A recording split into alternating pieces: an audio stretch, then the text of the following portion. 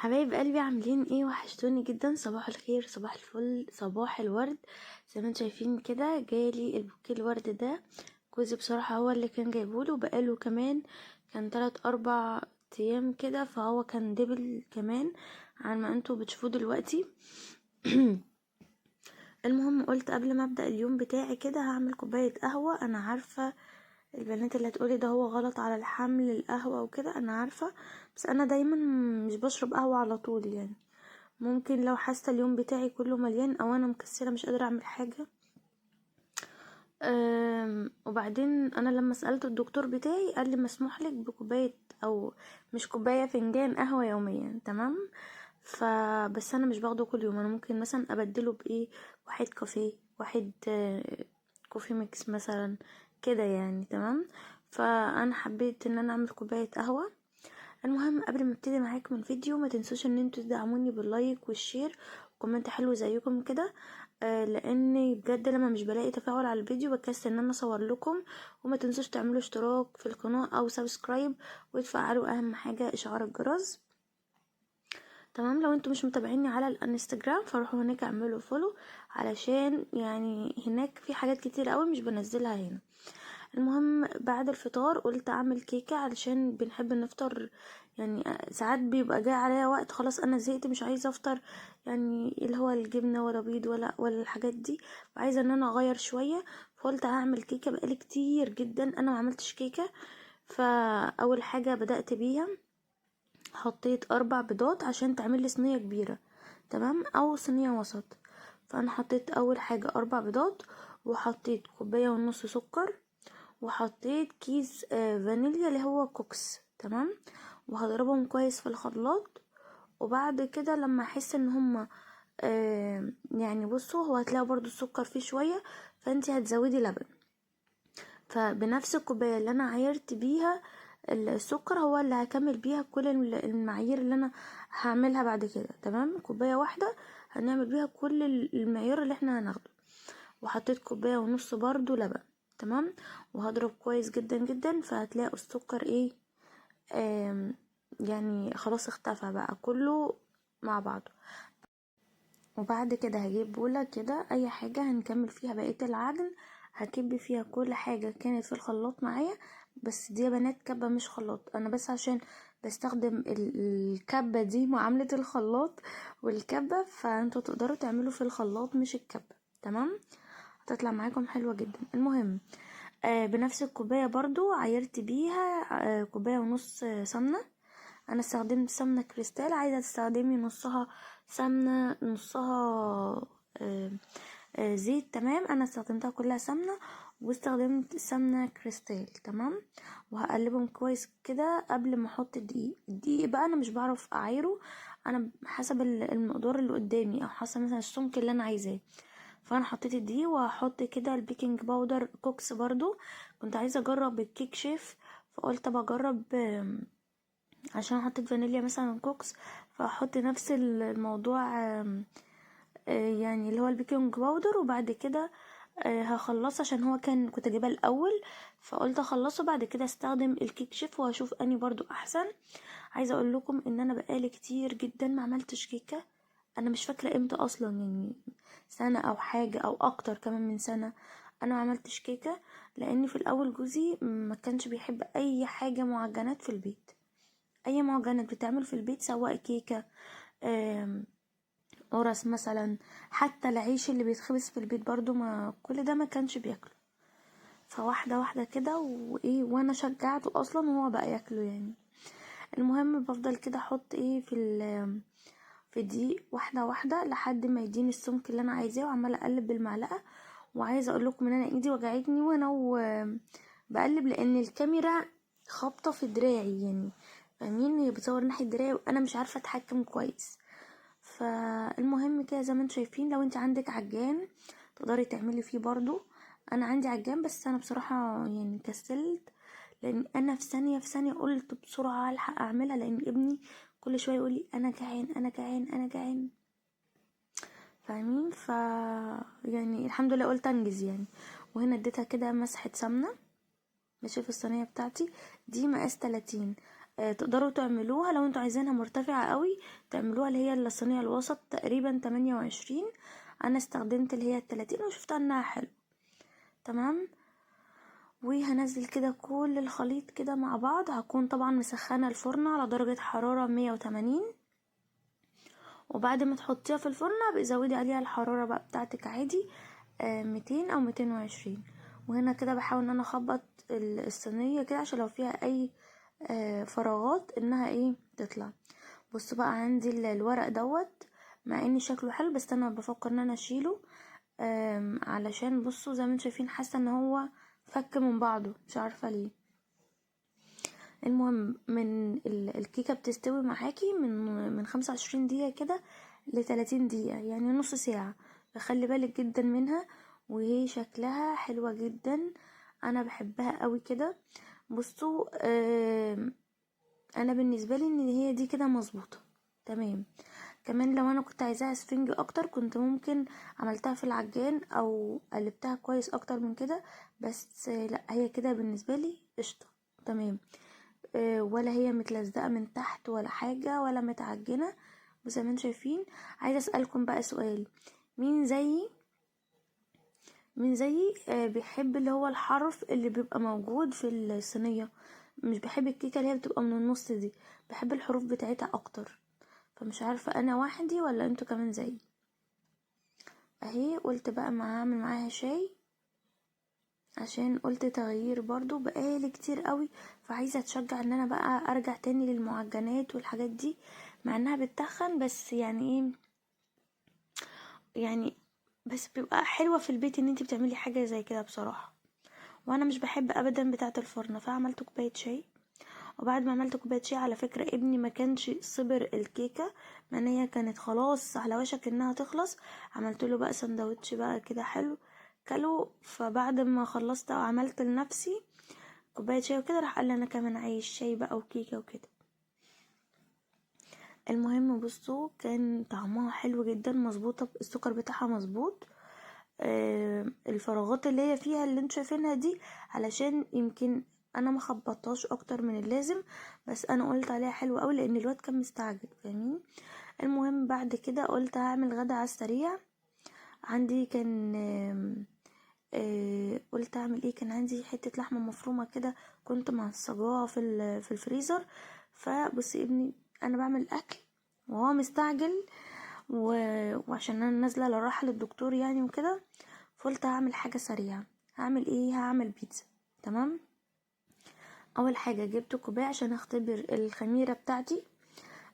حطيت معلقه سكر وحطيت كيس الخميره وحطيت ميه دافيه وقلبتهم كويس وهسيبهم في الكوبايه زي ما انتم شايفين كده على ما اكمل بقيه يعني المكونات بتاعتي. هنشوف مع بعض العجينه، قصدي سوري الخميره وصلت لحد فين. بصوا مادام هي كده ارتفعت تمام، فهي كده زي الفل وهقدر اكمل عجن. طبعا المكونات دي بحط برضو الكميه اللي هي مناسبه ليا، او ممكن تكون مثلا بتكفي صينيه. فانا حطيت شويه الدقيق اللي انتوا شفتوهم دول، وحطيت مسحه ملح، وحطيت الخميره وبعجن زي ما انتوا شايفين كده بميه دافيه. فهفضل اقلب كده، هقلب ولحد ما اشوف مثلا السمك اللي انا عايزاه هوريه لكم برضو. بحاول ان انا اجيب كل اللي اللي في البولة يعني. تمام. هاخد برضو حتة زيت كده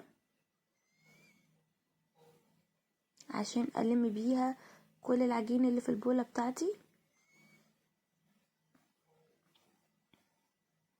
انا زي ما قلت لكم ان انا بعملها يعني مش بمعيار، انا بعملها كده يعني على حسب عيني يعني، او انا مثلا عايزة كمية قد ايه. تمام زي ما انتم شايفين كده وطلعت حلوه جدا. وعايزه اقول لكم دلوقتي الصينيه اصلا ما بقتش تكفينا، بس ما كانش عندي لحمه زياده، فبجد كانت جميله جدا. وانا ما كنتش عامله حسابي اصلا ان انا اعمل بيتزا، بس الواد يعني كل شويه يقول يا ماما انا عايز بيتزا عايز بيتزا، فبالحاجات اللي كانت موجوده عندي عملت بيها بصراحه. المهم عملت ايه عشان احنا طبعا في الشتاء وكده، عشان العجينة عندي تخمر. سخنت الفرن بتاعت الفرن بتاعتي يعني، سخنتها وبعد كده قفلت عليها و غطيت زي ما انتم شايفين العجينه، وبعد كده حطيتها في الفرن. بعد كده جبت صينيه الكبيره دي ودهنتها، يعني دي صينيه تانية خلاص، وهحط عليها العجينه بتاعتي، وهفضل كده ايه بعد طبعا ما دهنتها بالزيت. كانش طبعا ما عنديش وقت ان انا اعمل بالفرشه حتى، فانا رحت عملتها بايدي كده بسرعه بسرعه بسرعه. زمان لما ماما كانت بتبقى واقفه مثلا معايا في المطبخ واجي بقول فين الفرشه وفين مش عارفه، تقول لي يا اختي اتصرفي بايدك. فمش عارفه يعني مين من امهاتنا برضو انتوا كمان بتعملوا كده ولا لا. المهم بقى رحت بعد ما فردت العجينه بالطريقه دي، انا بس بعمل بسرعه اللي هو ايه، انا عايزه انجز، عايزه الحق اخلص مع الواد المذاكره والواد كل شويه اصلا يعني يشغلني في المطبخ، وعندي دكتور وكده، يعني حاسه ان الوقت كان ضيق قوي. المهم رحت حطيت كاتشب، بعد كده رحت حطيت شطه لو انتوا بتحبوها سبايسي، لو انتوا مش بتحبوها سبايسي فما تحطوش حاجه. تمام. ودي كانت اللحمه اللي كانت موجوده عندي، بصوا كانت سبحان الله هي كفت يا دوبك صينيه يا دوبك. دي كانت بتاع دي سمنه ايه، كانت لحمه بلدي، انا كنت معصبه وكنت عملت بيها قبل كده تقريبا جلاش باللحمه، وكان فاض منها شويه، دول قلت بقى استخدمهم في صينيه مثلا مكرونه بشاميل صغيره، طاجن صغير، او هعمل بيها البيتزا، بتبقى مثلا حاجه سريعه.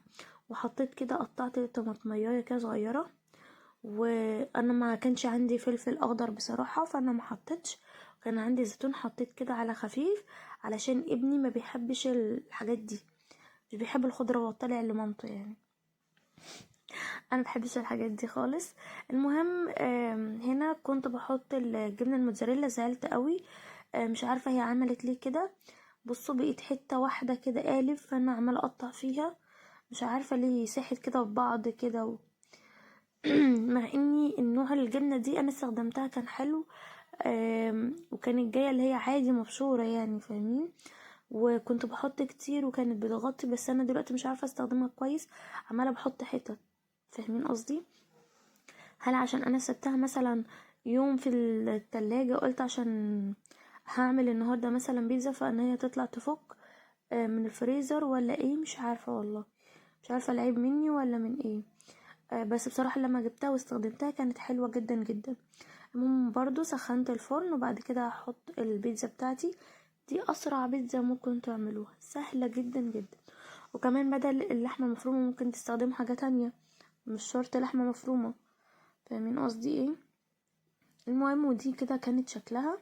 بصوا بقى احنا ما كناش صابرين ابدا ان انا ولا عارفة اقطعها كويس، ولا كمان كنت عارفة اصور. ابني من كتر ما هو بقى بيبصوا بيعشق البيتزا، بيعشقوا، انا بحبها جدا برضو، بس بجد كان طعمها حلو جدا جدا.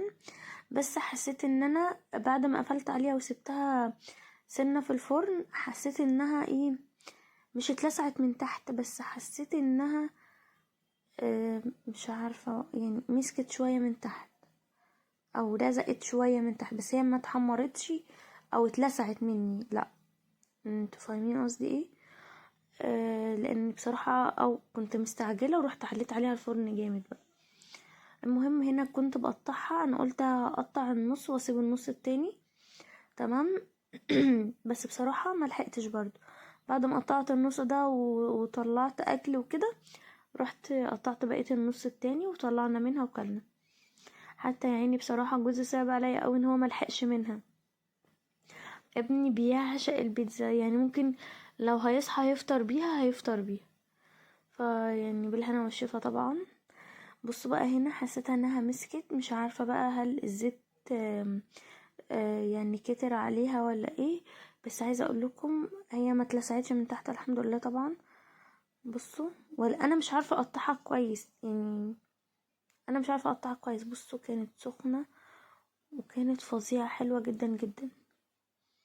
بصوا الجزء التاني داخل في دوت حاجة كده. المهم كنا ايه، حاولت ان انا اكلها اكل منها كده، عايزة احس بالبيتزا كده والجبنة الموتزاريلا وهي وبتشد، انتوا فاهمين قصدي. فهقول لكم بقى على حاجه بقى اكتشفتها بقى، بجد اكتشفتها، ان انا لو حبيت ان انا ادي البيتزا بتاعتي وش من على الفرن من فوق، لما الجبنه الموتزاريلا تتحمر من فوق، هي كده خلاص مش هتديك المطه، لكن لما تسيبيها بيضه هتديك المطه بتاعتها. فدي انا اكتشفتها يعني. تمام. مش عارفه بقى هل انا اتاخرت على ما اكتشفتها ولا انتوا كمان ايه اول مره تعرفوها. بصوا انا حاولت ان انا هوريكم الجبنه الموتزاريلا كانت بتشد يا جماعه، انا مش هظلمها انها كانت داخله في بعض يعني. مش عارفه هل عشان انا سبتها زي ما قلت لكم في التلاجة ولا لا، بس بصوا كنت بحاول ان انا اوريكم ان هي بتشد، بس هي ممكن عشان مش متوزعه كويس في الصينيه، لانها كانت متجمده او ماسكه في بعض، فانا حاولت على قد ما اقدر. تمام. وهي زي ما انتم شايفين، انا قلت اسيب الجزء ده بقى لما نيجي من عند الدكتور وكده، بس بصراحه ما لحقتش، بصراحه ما لحقتش. المهم كنت عماله اكل منها ونسيت نفسي خالص، والواد بره قلب الدنيا. تمام. بصوا زي ما انتم شايفين كده شكلها عامل ازاي. انا طبعا طلعت تاني، انا ما خليتش منها في الاخر غير قطعه. بصوا شايفين الجبنه الموتزاريلا عامله ازاي، حلو قوي الشركه دي. بس مشكلتها زي ما قلت لكم، فعايزاكم بقى تقولولي هل بسببي ولا ايه النظام. بس كده يا حلوين، بصوا اعملوها بالهنا والشفا. وبرضو عايزه اجرب من غير الجبنه اللي اسمها ايه دي، اللحمه المفرومه. مش عارفه الكلام داخل في بعضه ليه. عايزه اجرب اعمل بيتزا من غير اللحمه المفرومه، يعني اعمل حشوه تانية، زي مثلا مش عايزه سجق، لا، ممكن اعملها مثلا باللانشون، بالسوسيس. عايزه اجرب حاجه تانية. تمام. بصوا انا نسيت نفسي وعماله اكل وسايبه ابني بره عم مبهدل الدنيا اصلا.